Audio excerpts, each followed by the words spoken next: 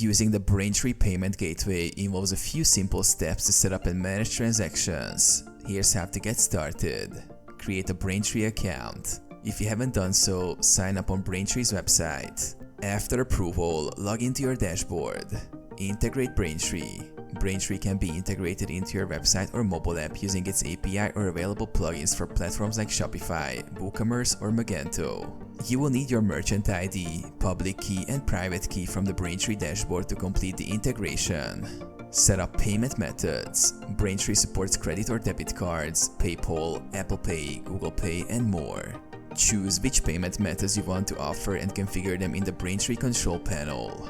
Create payment forms. Use Braintree's drop-in UI or custom integration to create payment forms, where customers can enter their payment information.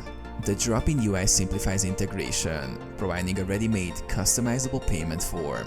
Process payments. Once integrated, customers can make payments through your site. Braintree securely processes the transaction and stores sensitive card information if necessary for recurring payments. Monitor transactions. Log into the Braintree dashboard to track payments, issue refunds, and review transaction history.